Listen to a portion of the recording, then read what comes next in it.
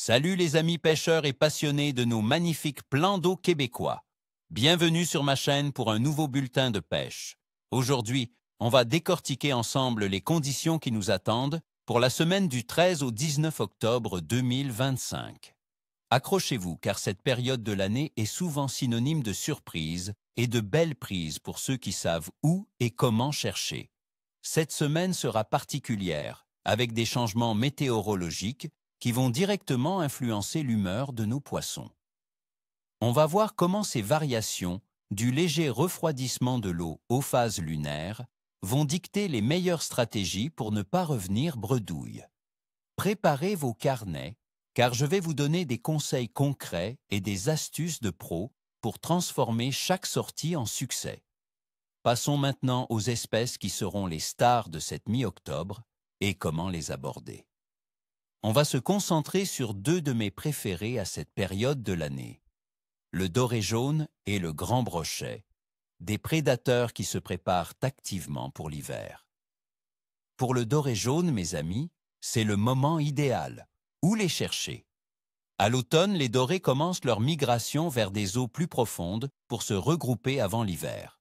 Cherchez-les dans les fosses, le long des cassures abruptes, des plateaux submergés et près des structures sous-marines, à des profondeurs variant de 5 à 11 mètres.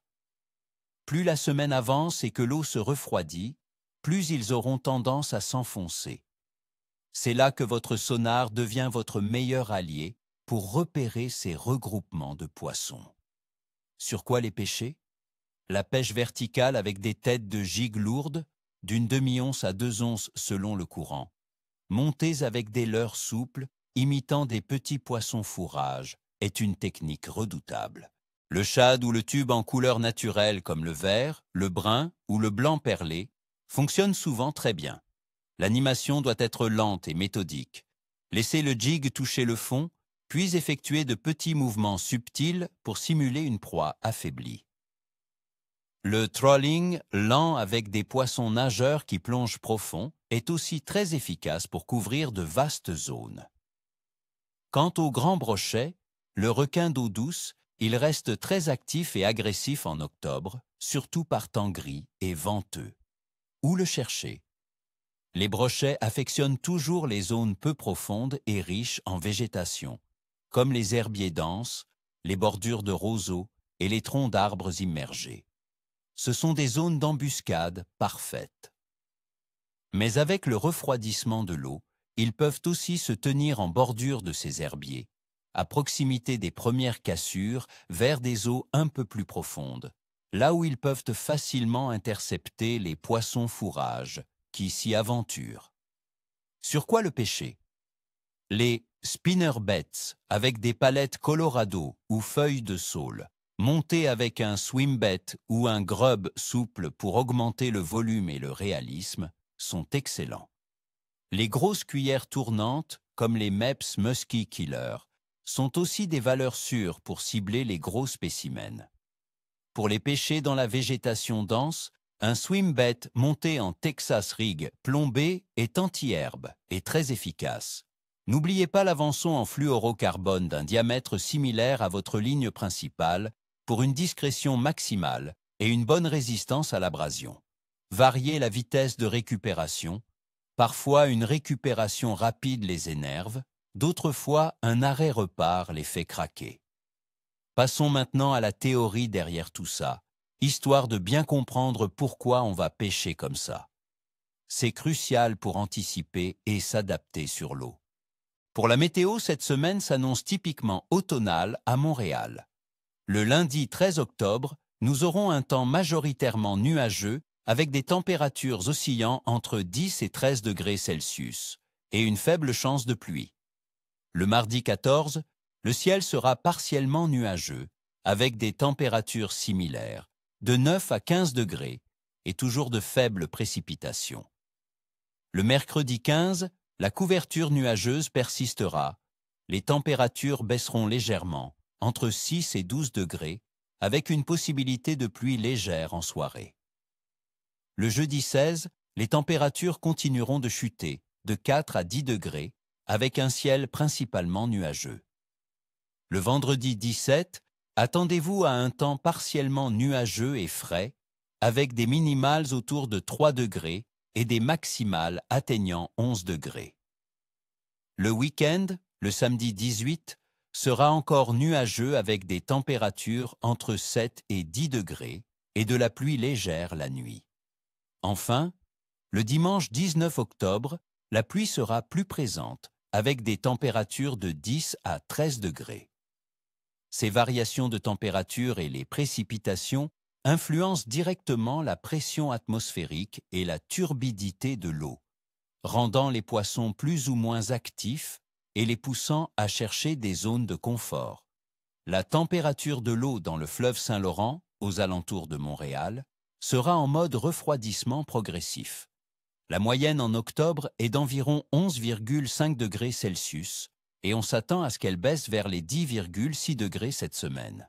Une eau plus froide ralentit le métabolisme des poissons, ce qui les rend moins promptes à poursuivre les proies rapides et les pousse à se regrouper dans des zones où la température est plus stable et la nourriture potentiellement plus concentrée. C'est pourquoi une présentation lente et profonde sera souvent la clé. Et la mystérieuse phase de la Lune. La semaine débute le lundi 13 octobre en dernier quartier, avec environ 53% d'illumination. Puis, du mardi 14 au dimanche 19, nous serons en phase de dernier croissant, nous dirigeant vers la nouvelle Lune le 21 octobre. Selon les croyances populaires des pêcheurs, la période de dernier quartier et surtout celle précédant la nouvelle Lune est souvent considérée comme favorable. La baisse de lumière lunaire peut rendre les poissons plus actifs pendant la journée, cherchant à s'alimenter avant la période de faible luminosité. Cela peut se traduire par des fenêtres d'activité intense, surtout au lever et au coucher du soleil. En termes d'activité générale de la poisson, l'automne au Québec est une période de transition. Les poissons prédateurs comme le brochet et le doré sont en mode frénésie alimentaire pour accumuler des réserves avant l'hiver, ce qui peut offrir des pêches mémorables si l'on adapte bien ces techniques. L'achigan à petite bouche peut également être très actif, surtout en début de semaine avant que l'eau ne se refroidisse trop et qu'il ne s'enfonce dans les profondeurs. La perche chaude est aussi une cible intéressante et réagit bien aux changements de pression. Maintenant, le moment que vous attendez tous, le pronostic détaillé, jour par jour. Le lundi 13 octobre, c'est le dernier quartier. Le clou sera moyen à bon. La journée sera majoritairement nuageuse, avec des températures douces pour la saison, 10 à 13 degrés, et une faible chance de pluie. Cela peut créer des conditions stables, propices à l'activité des dorés en profondeur et des brochets en bordure des herbiers. Le mardi 14 octobre, dernier croissant. Le clou sera bon. Un ciel partiellement nuageux et des températures similaires, 9 à 15 degrés, maintiendront une bonne activité, surtout si la pression reste stable. Continuez de cibler les zones profondes pour le doré et les structures pour le brochet. Le mercredi 15 octobre, dernier croissant. Le clou sera moyen. Le temps reste majoritairement nuageux, avec une légère baisse des températures, 6 à 12 degrés, et une possibilité de pluie légère en soirée. Ce léger refroidissement pourrait rendre les poissons un peu plus léthargiques. Optez pour des animations plus lentes et plus discrètes. Le jeudi 16 octobre, dernier croissant. Le clou sera capricieux. Les températures continuent de chuter, 4 à 10 degrés, sous un ciel nuageux. Ce refroidissement marqué pourrait ralentir l'activité générale. Cherchez les poissons dans les zones plus profondes et abritées. Une approche très lente sera de mise.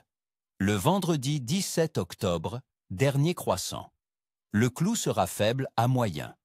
Journée fraîche, 3 à 11 degrés, et partiellement nuageuse. La persistance du froid rendra les poissons plus difficiles à décider. Les fenêtres d'activité seront courtes. Concentrez-vous sur les premières heures du jour et la fin d'après-midi. Le samedi 18 octobre, dernier croissant. Le clou sera moyen. Le ciel restera majoritairement nuageux, avec des températures remontant légèrement, 7 à 10 degrés, mais avec de la pluie légère en soirée. Ce léger redoux peut stimuler un peu l'appétit des poissons. Concentrez-vous sur les cassures et les structures submergées pour le doré et les bordures d'herbier pour le brochet. Le dimanche 19 octobre, dernier croissant.